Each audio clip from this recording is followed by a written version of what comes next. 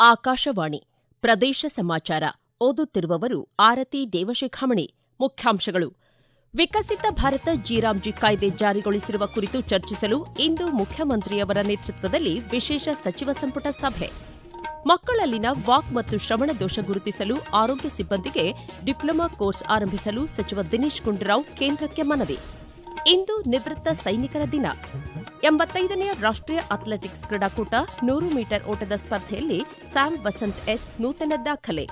ಈಗ ವಾರ್ತೆಗಳ ವಿವರ.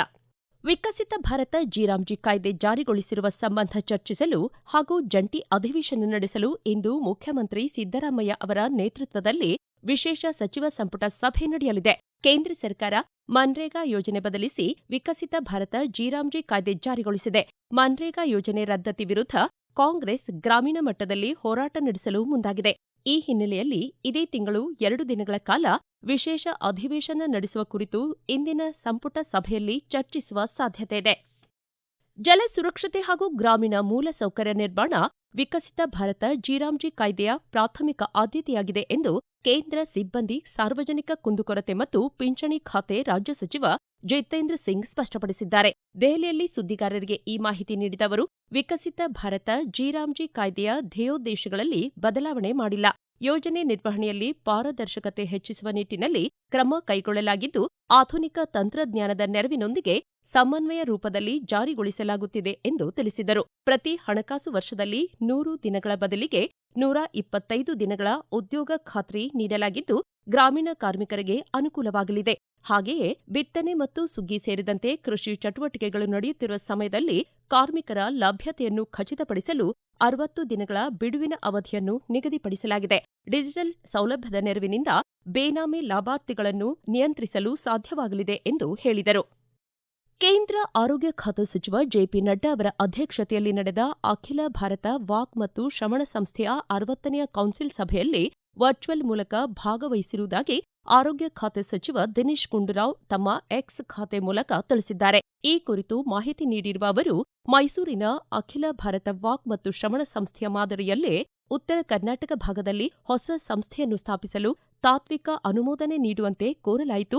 ಇದಕ್ಕೆ ಅಗತ್ಯವಿರುವ ಭೂಮಿ ಮತ್ತು ಮೂಲ ಸೌಕರ್ಯವನ್ನು ಒದಗಿಸಲು ರಾಜ್ಯ ಸರ್ಕಾರ ಸಿದ್ಧವಿದೆ ಎಂಬುದನ್ನು ಕೇಂದ್ರ ಆರೋಗ್ಯ ಸಚಿವರ ಗಮನಕ್ಕೆ ತರಲಾಯಿತು ಎಂದಿದ್ದಾರೆ. ಆರೋಗ್ಯ ಸಿಬ್ಬಂದಿಗೆ ಮಕ್ಕಳಲ್ಲಿನ ವಾಕ್ ಮತ್ತು ಶ್ರವಣ ದೋಷಗಳನ್ನು ಗುರುತಿಸಲು 3 ರಿಂದ 6 ತಿಂಗಳ ವಿಶೇಷ ತರಬೇತಿ ಮತ್ತು ಡಿಪ್ಲೊಮಾ ಕೋರ್ಸ್ಗಳನ್ನು ಆರಂಭಿಸಲು ಮನವಿ ಮಾಡಲಾಯಿತು. ಜಿಲ್ಲಾ ಮತ್ತು ತಾಲೂಕು ಆಸ್ಪತ್ರೆಗಳಲ್ಲಿ ಸ್ಕ್ರೀನಿಂಗ್ ಮತ್ತು ಚಿಕಿತ್ಸಾ ಸೌಲಭ್ಯ ಒದಗಿಸಲು ಸಂಪರ್ಕ ಕೇಂದ್ರಗಳ ಸ್ಥಾಪನೆಗೆ ಒತ್ತು ನೀಡಲು ಹಾಗೂ ಸ್ವಯಂ ಸೇವಾ ಸಂಸ್ಥೆಗಳ ಸಹಯೋಗದೊಂದಿಗೆ ಜಿಲ್ಲಾ ಮಟ್ಟದಲ್ಲಿ ಶ್ರವಣ ದೋಷವಿರುವ ಮಕ್ಕಳಿಗೆ ಚಿಕಿತ್ಸೆ ಮತ್ತು ಪೋಷಕರಿಗೆ ಆಪ್ತ ಸಮಾಲೋಚನೆ ನೀಡುವ ಕೇಂದ್ರಗಳ ಸ್ಥಾಪನೆ ಕುರಿತು ಚರ್ಚಿಸಲಾಯಿತು. ಎಲ್ಲ ಮನವಿಗಳಿಗೆ ಸಕಾರಾತ್ಮಕವಾಗಿ ಸ್ಪಂದಿಸಿದ ಕೇಂದ್ರ ಸಚಿವರು ಶೀಘ್ರದಲ್ಲೇ ಅಧಿಕೃತ ಪ್ರಸ್ತಾವ ಕಳುಹಿಸುವಂತೆ ಸೂಚಿಸಿದ್ದಾರೆ. ಈ ಯೋಜನೆಗಳು ಜಾರಿಗೆ ಬರುವುದರಿಂದ ರಾಜ್ಯದ ಲಕ್ಷಾಂತರ ಜನರಿಗೆ ಗುಣಮಟ್ಟದ ಆರೋಗ್ಯ ಸೇವೆ ತಲುಪಲಿದೆ ಎಂದು ಸಚಿವ ದಿನೇಶ್ ಗುಂಡೂರಾವ್ ತಿಳಿಸಿದ್ದಾರೆ. ಇಂದು ದೇಶಾದ್ಯಂತ ನಿವೃತ್ತ ಯೋಧರ ದಿನವನ್ನು ಆಚರಿಸಲಾಗುತ್ತದೆ. ದೇಶದ ಮೊದಲ ಸೇನಾ ಮುಖ್ಯಸ್ಥ general field marshal KM Cariappa ಅವರು ಸೇನೆಯಿಂದ ನಿವೃತ್ತರಾದ ದಿನವನ್ನು ಯೋಧರ ದಿನವನ್ನಾಗಿ ಆಚರಿಸಲಾಗುತ್ತದೆ. ಈ ದಿನದಂದು ದೇಶ ಸೇವೆಗಾಗಿ ಮಾಜಿ ಯೋಧರು ನೀಡಿದ ಕೊಡುಗೆಗಳನ್ನು ಸ್ಮರಿಸಲಾಗುತ್ತದೆ. ಈ ಹಿನ್ನೆಲೆಯಲ್ಲಿ ರಕ್ಷಣಾ ಖಾತೆ ಸಚಿವ ರಾಜನಾಥ್ ಸಿಂಗ್ ಕೇಂದ್ರ ಮಾಹಿತಿ ಮತ್ತು ಪ್ರಸಾರ ಖಾತೆ ಸಚಿವ ಅಶ್ವಿನಿ ವೈಷ್ಣವ್ ಅವರಿಗೆ ಪತ್ರ ಬರೆದಿದ್ದು, ಕ್ರೀಡಾಪಟುಗಳು, ನಟ-ನಟಿಯರನ್ನು ತೊಡಗಿಸಿಕೊಳ್ಳುವಂತೆ ಮನವಿ ಮಾಡಿದ್ದಾರೆ. ಇದರೊಂದಿಗೆ ಸಾಮಾಜಿಕ ಮಾಧ್ಯಮದ ಮೂಲಕ ಸಾರ್ವಜನಿಕರಿಗೆ ತೊಡಗಿಸಿಕೊಳ್ಳುವಂತೆ ಕರೆ ನೀಡಿದ್ದಾರೆ.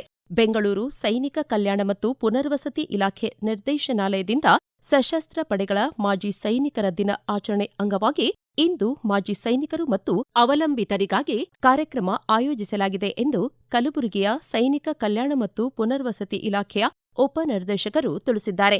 ಸೈನಿಕ ಕಲ್ಯಾಣ ಮತ್ತು ಪುನರ್ವಸತಿ ಇಲಾಖೆಯ ನಿರ್ದೇಶಕರು ಹಾಗೂ ಜಂಟಿ ನಿರ್ದೇಶಕರು ಎಲ್ಲ ಮಾಜಿ ಸೈನಿಕರ ಹಾಗೂ ಅವರ ಅವಲಂಬಿತರಿಂದ ದೂರವಾಣಿ ಕರೆಗಳನ್ನು ಹಾಗೂ ಅವರ ಅಹವಾಲುಗಳನ್ನು ಸ್ವೀಕರಿಸಲಿದ್ದಾರೆ.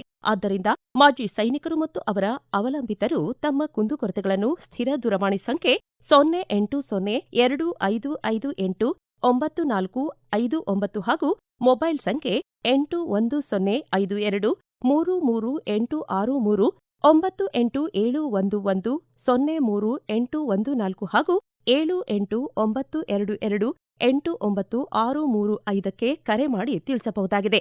ಮತ್ತಿತರ ಹೆಚ್ಚಿನ ಮಾಹಿತಿಗಾಗಿ ಕಲಬುರಗಿ ಸೈನಿಕ ಕಲ್ಯಾಣ ಮತ್ತು ಪುನರ್ವಸತಿ ಇಲಾಖೆಯ ಉಪನಿರ್ದೇಶಕರ ಕಚೇರಿಯನ್ನು ಸಂಪರ್ಕಿಸಲು ಕೋರಲಾಗಿದೆ. ಈಗ ಪ್ರಕಟಣೆ, ನಂತರ ಪ್ರದೇಶ ಸಮಾಚಾರ ಮುಂದುವರಿಯುವುದು.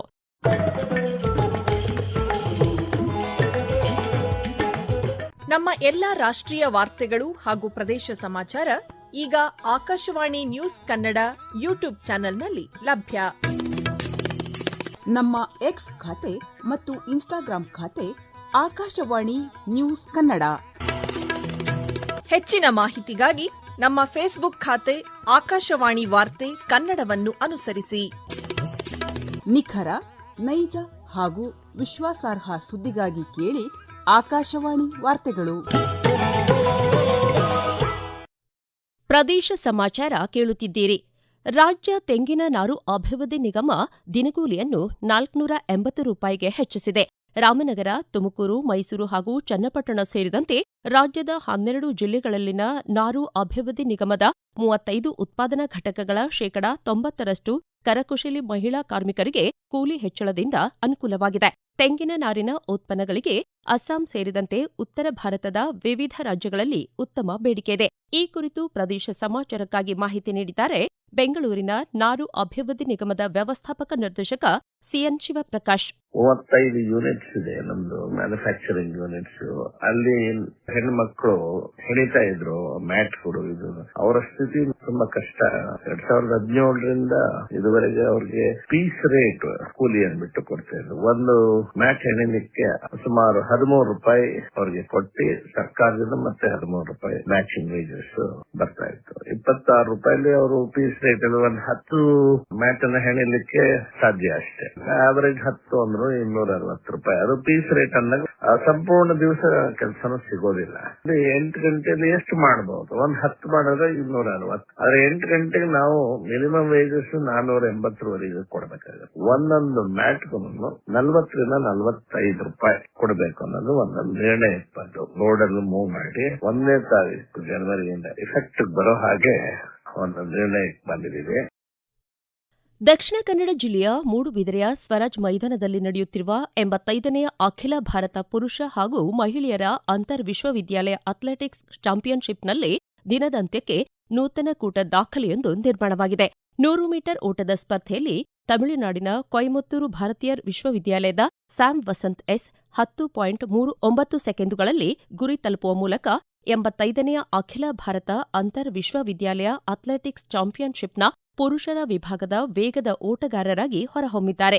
ಚೆನ್ನೈ ಮದ್ರಾಸ್ ವಿಶ್ವವಿದ್ಯಾಲಯದ ಪ್ರತಿಮಾ ಸೆಲ್ವರಾಜ್ 11.74 ಸೆಕೆಂಡುಗಳ ವೇಗದ ಓಟಗಾರ್ತಿಯಾಗಿ ಚಿನ್ನ ಗೆದ್ದು ಸಂಭ್ರಮಿಸಿದರು.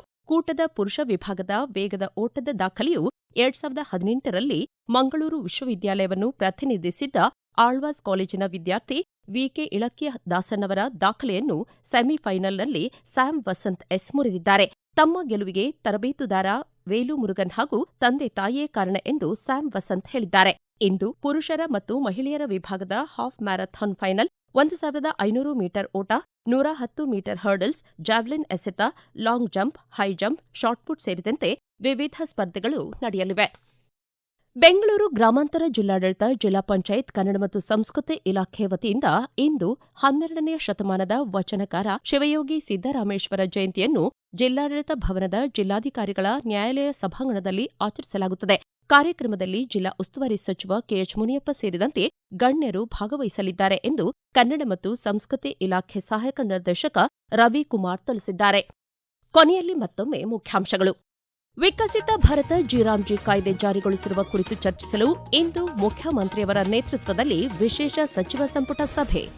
ಮಕ್ಕಳಲ್ಲಿನ ವಾಕ್ ಮತ್ತು ಶ್ರವಣ ದೋಷ ಗುರುತಿಸಲು ಆರೋಗ್ಯ ಸಿಬ್ಬಂದಿಗೆ ಡಿಪ್ಲೊಮಾ ಕೋರ್ಸ್ ಆರಂಭಿಸಲು ಸಚಿವ ದಿನೇಶ್ ಗುಂಡೂರಾವ್ ಕೇಂದ್ರಕ್ಕೆ ಮನವಿ. ಇಂದು ನಿವೃತ್ತ ಸೈನಿಕರ ದಿನ. 85ನೇ ರಾಷ್ಟ್ರೀಯ ಅಥ್ಲೆಟಿಕ್ಸ್ ಕ್ರೀಡಾಕೂಟ 100 ಮೀಟರ್ ಓಟದ ಸ್ಪರ್ಧೆಯಲ್ಲಿ ಸ್ಯಾಮ್ ವಸಂತ್ ಎಸ್ ನೂತನ ದಾಖಲೆ. ಇಲ್ಲಿಗೆ ಪ್ರದೇಶ ಸಮಾಚಾರ ಮುಕ್ತಾಯವಾಯಿತು. ನಮ್ಮ ಮುಂದಿನ ರಾಷ್ಟ್ರೀಯ ವಾರ್ತಾ ಪ್ರಸಾರ 7:35 ನಿಮಿಷಕ್ಕೆ.